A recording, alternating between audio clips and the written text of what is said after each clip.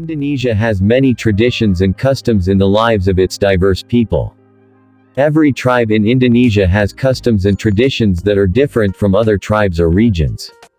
One of these customs and traditions is at weddings. Apart from traditional marriages, there are also kalong marriages or marriages. This kalong marriage tradition is a tradition of the Osing tribe, which is a native tribe of Banyuwangi, East Java.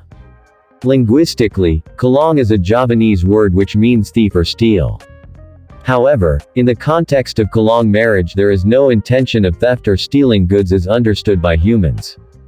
On the other hand, kalong marriage is the act of a man running away a woman to marry. So, in this kalong marriage, a man takes a woman away to be his wife without the knowledge of the woman's parents. History of the kalong marriage tradition for the Osing tribe. The tradition of kalong marriage has been carried out for generations and is a legacy of their ancestors.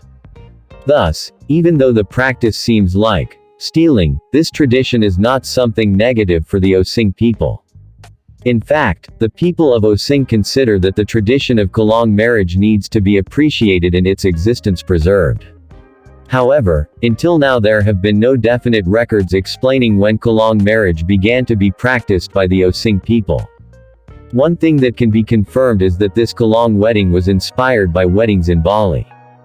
Apart from that, there is a folklore in Osing that has developed regarding the origins of this kalong marriage tradition. It was stated that there was a man named Darmano, who had a daughter named Darwani. At the same time, there lived a widow named Rahana and her son named Nur Zaman. Long story short, Nur Zaman and Darwani were involved in a romantic relationship. However, Darmano did not approve of their relationship. As a result of this disapproval, Nur Zaman and Darwani decided to get married. Kalong marriage practices as previously described. Kalong marriages are carried out without the knowledge of the bride's family. In practice, the groom takes the bride away. The destination is the groom's house. After that, the groom will send a kalak or messenger, who will act as a mediator. This plug aims to notify the woman's family. Usually kalak is a village elder who has communication skills. When they arrive at the woman's side, the plug will explain that their daughter is already at the groom's house. Next, the woman will go to the man's house to confirm the whereabouts of her daughter. After that, the two families will meet and determine the right date to officially hold the wedding.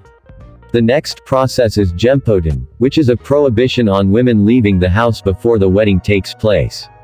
When the appointed time arrives, the bride and groom will be married in a Mungga wedding procession. The Mungga wedding is held like a wedding procession in general, attended by family, relatives and other invited guests.